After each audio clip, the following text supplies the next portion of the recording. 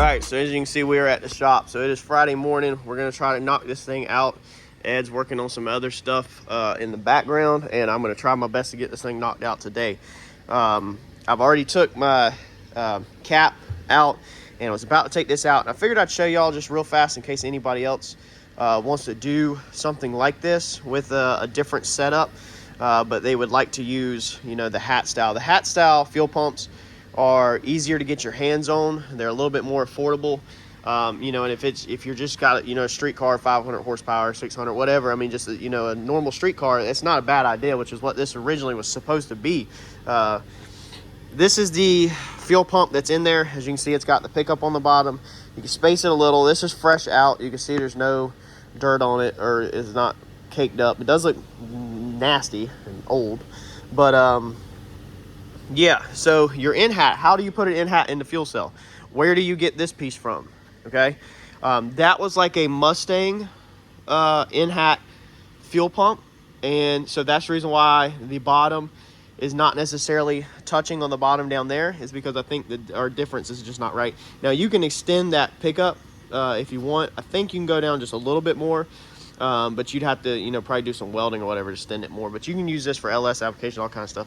So where you get this ring from, let's say you have an LS and you want to use a drop-in pump, or your buddy has an LS and LS fuel pump, you want to use that and drop it in tank. What you do is you simply come over here. This is what we did, is we come to a parts truck. So you go to the pick and pull, get you the fuel tank if they'll sell it, because a lot of times they punch a hole in it and it's a lot cheaper. Or if they'll let you cut it, you literally just cut that out. So there it is right there. You'll just come around. Normally there's a little raised area right here. This is what I used on the Ford. And you literally just cut all the way around till you get it flat. I cut it there, and then I think I grinded it back to here or whatever, so it would sit flat. So you literally just take a factory fuel tank. That's what we did, and then you just cut it and then you rivet it down. So I mean, it's worked amazing. The only issue that I'm having is I've used the wrong sealant. So you're gonna have to figure out your gasket issue of what will work. I'm pretty sure this is for fuel, but E85 has just ate it up. I guess it's not, you know, safe for E85. I'm not 100% sure, but I know it didn't work. But if you could figure that out, this is how you can get a factory hat style in a fuel tank. So we're gonna go ahead and drill these rivets out. Some of them have to be grinded off, and get this out, get this all cleaned up before Mike gets here to do welding. Figure out where our bungs are gonna get welded in at, grind the powder coating off there, and just get this thing cleaned up. It is nasty on the inside, so I'm not 100% sure what that stuff is. I don't have anything white on this. The foam does not look like it's been breaking down or anything, but we are going to check it when it comes out. If it is starting to break down, I guess we're going to leave it out, and I'm going to probably speak to Mike about maybe baffling this somehow. Might have to run to the house if we don't have enough here, but I'm gonna see what he thinks about doing something to help put some baffles in. So let's get at it. So that white stuff I was seeing down in the fuel cell, that's what it is. It's whatever this gasket is that I used back then. I'm pretty sure I did a video on it, and I know I disclosed in the video that I don't know if it's gonna work. Obviously it did not work. Obviously this is not compatible with E85. So these are the two fittings that I got from Haywood this morning. So we need this one to weld in. This is actually the exact one that we need for this. So this is a -10 O-ring to a -12. It would screw right in there. So that's what you're supposed to have to adapt that. But then you have a possible leak point here, possible leak point here, possible leak point here with the O-ring, possible leak point on the other end. So I just talked to Mike, and I was like, let's just not use this. I'm just going to save this one. I went ahead and bought it though. And let's just stick to my original game plan of just welding this straight to this to eliminate at least one O-ring failure point possibly. Mike talking about he can't see nothing. Sure is laying some welds in there though. Daggone dookie weld. I just burnt the crap out of my finger too. I got a hole in my glove. Somebody can't see nothing. Don't show them that. I can't see nothing. As long as it holds and it's not, and we don't get it all put together, and then we hear it sloshing around in there just floating. If you're if your fuel continues to read empty or fuel full the whole time, you know what happens. It come loose and jammed up the sending unit. Yes. It's hot in there too. It doesn't take long for it to get hot. That's why I said we should probably do the inside before we do the bungs in the bottom. Yeah.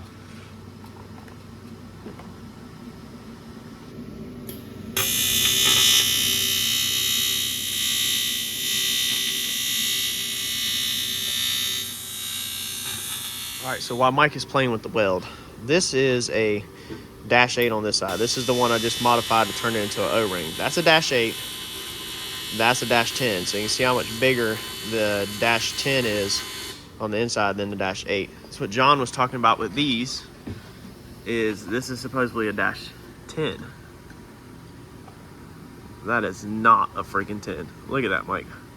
If you actually come over That is here. a huge difference. Huge. So that was like twice. This is the an 8. size. This is an 8. That don't even look like a -8. No, not quite. Like that. 10 is No. like twice the size of this 8, or whatever that's supposed to be. Yeah, that is 8. So the inner diameter of these -10s on these Chinese fuel cells are literally 8s, whereas that's a 10. That's nuts. So we're just leaving these -10s that are really 8s in here, and then like I said, we're just adding the 12s right here in the bottom. So I think this is gonna be better because the -10s are not even all the way down. So you have this little distance right here, whereas these are gonna be truly all the way into the bottom, you know, allowing gravity to just literally right there, like straight down.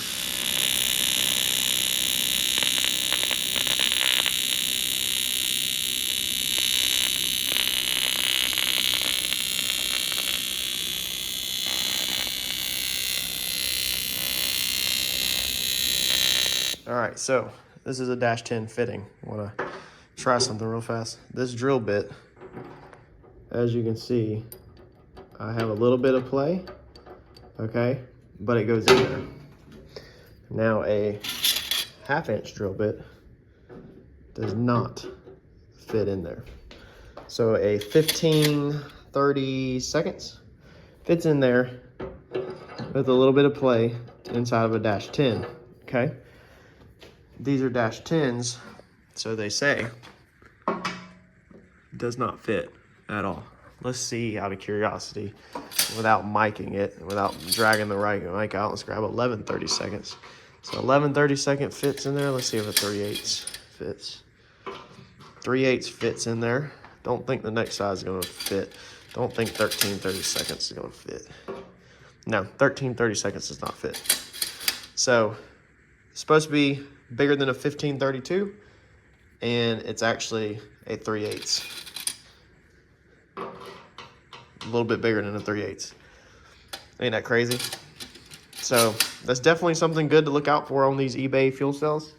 They're great fuel cells for the money, but you're gonna have to do some modifications, but they're great that you don't have to weld them up. Basically, they're great that you're buying a box. So you're buying yourself a box that you can build on and build from, you know, and all that. So excellent starting point. So what we're gonna do is we need to drill the vents and our returns to at least a -10. Now this is supposed to be a -10, I'm pretty sure, unless my return's an 8. No, my return's at 8. So the return's at 8. This steps it down from a 10 to an 8, but we're gonna go ahead and drill both of these 10s to at least true 10s, probably a touch bigger. So this fits a 10, so we're probably gonna go up to 1/2 of an inch, and we're gonna go ahead and drill our vent and our return to 1.5, half an inch, just half an inch inside diameter, which is a little bit bigger than an actual -10. So that way our return is a true fat -10. Our return's a true fat -10, and our vent is a true fat -10. So let's get these drilled out, and then what we're gonna need to do is get inside here and clean it all out. Mike's got that welded in. Now he couldn't see what he's doing, so he's just got some big globs of weld up in there. I mean, dude, it was impossible to see. I mean, I see his whole arm was, you know, you're filling all this up, you can't see. So props to him, but it's sturdy, man. Like you can shake the whole fuel cell off of it. It's not going nowhere, and it's just gonna be fluid. I did ask, we got to think about vibration, the vibration of the car. Don't think we'll have an issue. We'll keep an eye on it for sure. Every time we fill it up, we'll look in there and make sure it hasn't broke loose. And if it breaks loose, then I don't know. We'll have to take everything back out and redo some kind of thing where maybe you cut a slit in the bottom and then slide a piece up through it and then weld it from the bottom where you can see. I really don't know what else to do. I do know we need to take a wire wheel, and we're gonna have to just clean up this, make sure there's no loose on there, anything loose that can get in the fuel system, and then clean the tank out. Now we did leave an inch pretty much on both sides, so this moon shaped sump piece does not go all the way there, and it probably comes up to about right here. Yeah, about right here is probably how high it comes up to. So hopefully that will definitely help our fuel stay right up in here, for the most part, and not too much going to the back. I don't know. We're just trying it. We've got to build a cap piece to cap this off. We'll probably just build a square piece, honestly. And we got to drill that and get that on there. So we got a little bit of work to do before we can put this thing together. But tonight, hopefully this afternoon, hopefully this thing will be together and back running with no leaks. All right, quick tip. We need to get this pattern on a piece of aluminum. Yeah, you could lay a piece of aluminum over here, stick your hand in here, try to hit every hole, mark it from the bottom side, flip it over and drill it. But if you already have an existing piece that was on there to use as a template, then this is how I've done it. Lay your piece of aluminum down, lay your existing piece down, lay you some scrap 2x4s down, start with one hole, drill a 1/8, I'm using 1/8 rivets to attach everything, so a 1/8 hole all the way through the existing piece, through the aluminum, into the 2x4. Go a little bit deep into the 2x4. That allows the nail, it's just sitting in there. I'm using a 10D finishing nail, and that will allow the nail to go into the 2x4 some to hold it nice and straight. So everything, you can see I can rock the drill, this thing. So everything is nice and sturdy, and then as you work your way around, your nails are through the 2x4, keeping everything in walk. So now we should have the perfect template. Now I'm gonna open these up just a touch, maybe one step more if need be. I'm not sure if I really want to do this with screws this time instead of rivets, so I can easily take this panel off. But yeah, that's just a good tip. Maybe it'll help some of y'all if you're trying to transfer, a drill pattern like this. Try to get this fuel cell put in. Harper's got all the babies coming out here. What are you doing? Are you setting up all your frogs and your babies? Yeah. What are they doing? Sitting. They're sitting? What are you doing?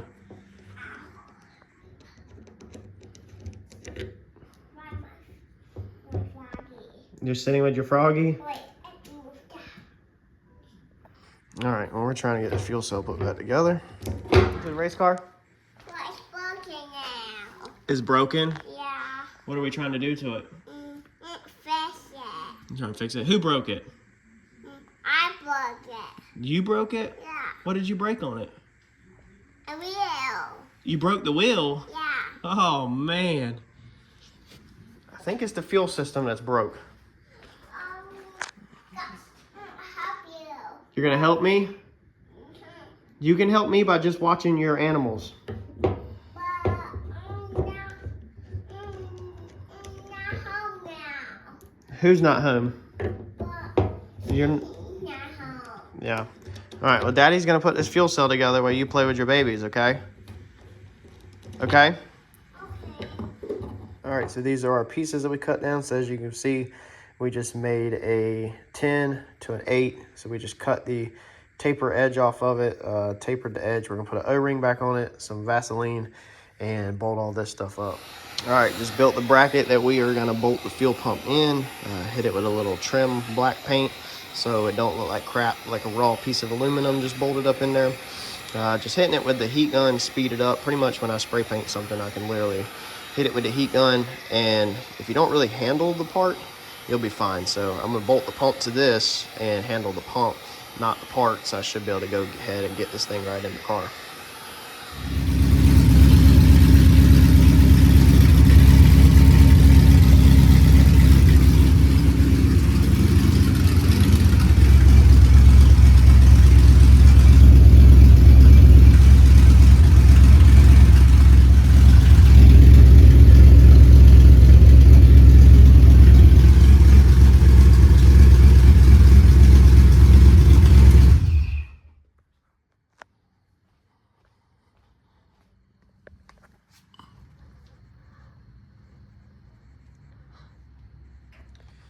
right, so I went and showered.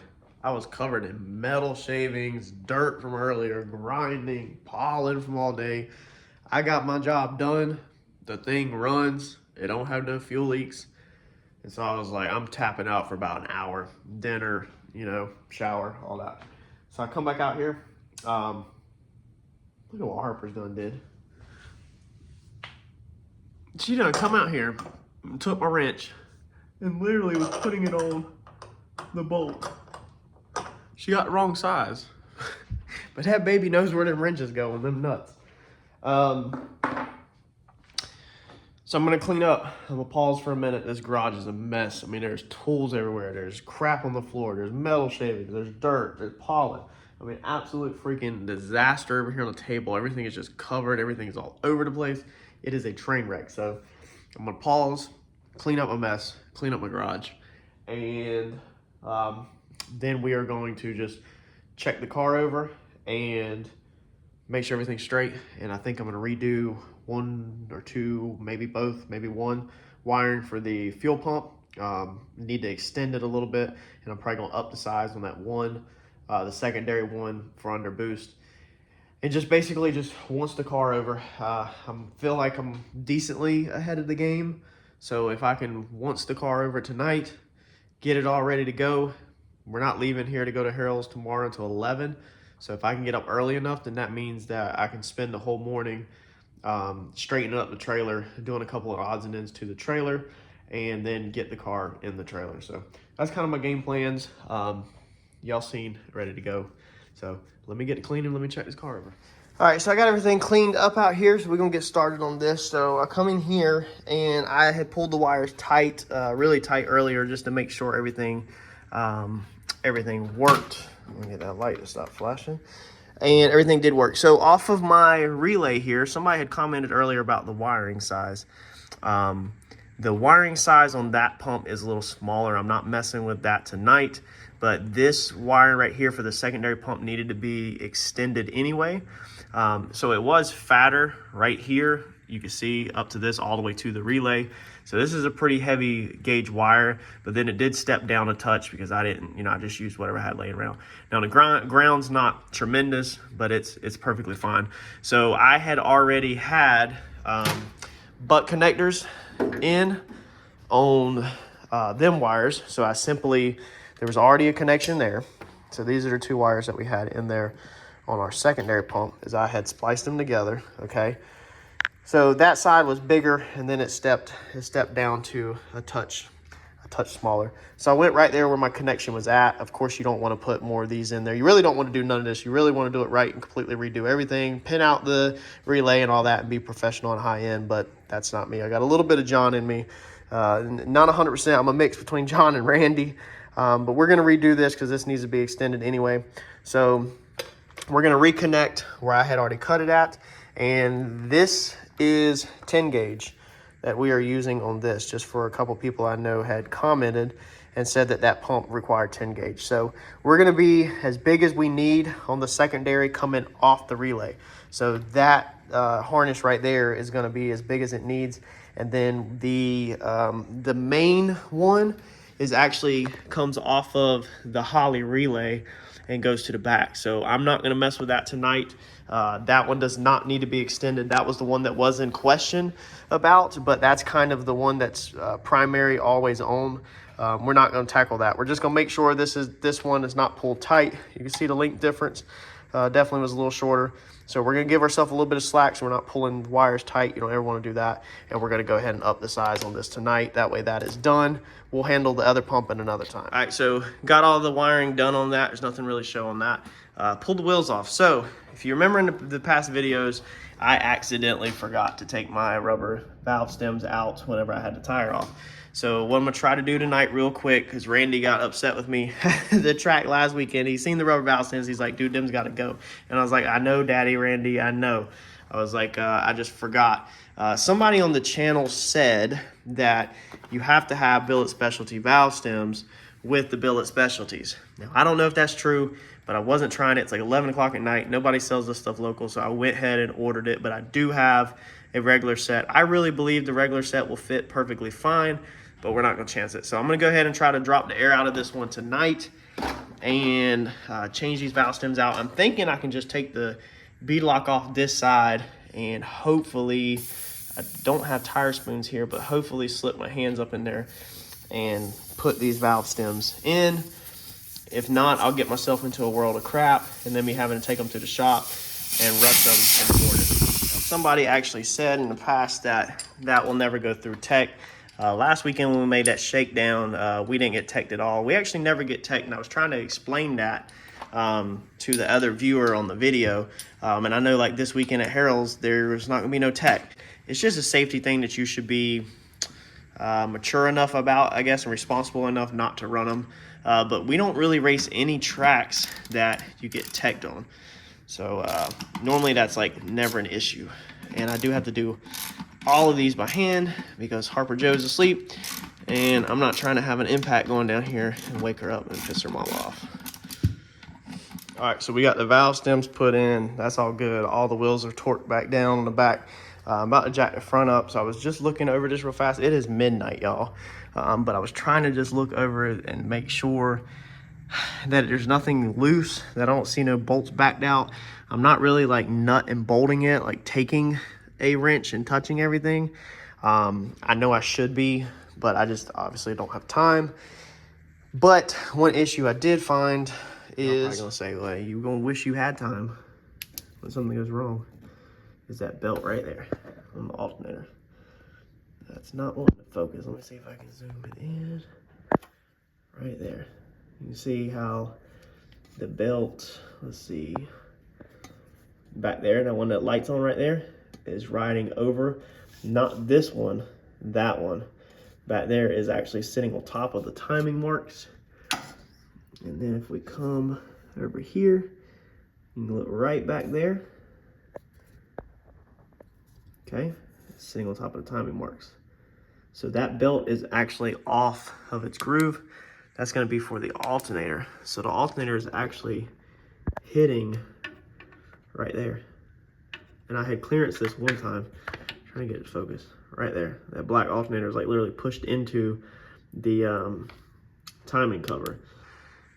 So I'm guessing that that is kicking it out enough, which you'd think if it kick it out this way, that would make the belt run back. But not 100% sure at all, because when this car idles and when it's just sitting there idling, everything ran perfectly straight. Now that belt is really tight. It needs to be a little bigger, so I don't know if that could be playing a role, that the belt is actually too tight.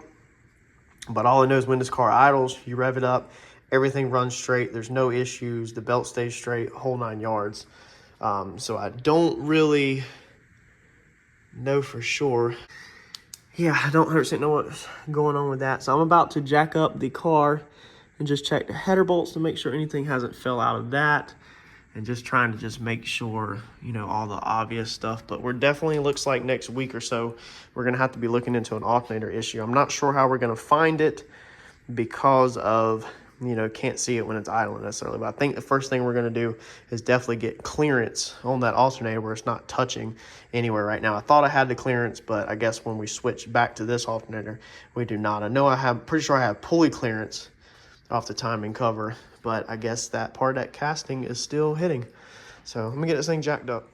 Well, found one header bolt on that side, like the actual nut had backed off. I think it's that same one I already had an issue with. No, actually, it's not the same one because it wasn't replaced. It's a short one that the stud is actually like in the block, not coming out, and the nut come off. So I just put some more torque, tighten out and back down. That's all it's gonna get for right now. It's going on 1220 at night, and ain't much I can do about it. The alternator belt, I actually cannot turn the tensioner. So the tensioner is actually already maxed out. The belt is too short. It needs to be longer. So the tensioner has, you know, you have your sweep where it's all the way up, and then you take a ratchet and you open your tensioner up to change your belt. Mine's like all the way out. So change it. When I put the belt on, like I crammed it on. It was, it took some elbow grease to get it on. So I don't know if that's my issue, is that it's too long. But all I'm thinking is what we'll do, I'll leave the car up. I'll get up early in the morning and I'll go to O'Reilly's and see if somehow they happen, I don't remember what belt was on what, but if somehow they happen to have a belt that's just a little bit longer, and if so, we'll take the alternator apart real fast in the morning and try to put a longer belt on it and hopefully hold it. Maybe that tensioner's bad too. Maybe I should, I don't think I have another tensioner. Might have to look. Maybe I should swap a tensioner or take a spare tensioner or something. I don't know. We'll see. So it looks like my morning went from being semi-peaceful to possibly having to fight with alternator. I mean, it's something I could do at the track too, but I don't really want to have to deal with it at the track. So that's going to be it for this video. I'll catch y'all on the next one. Thanks, y'all.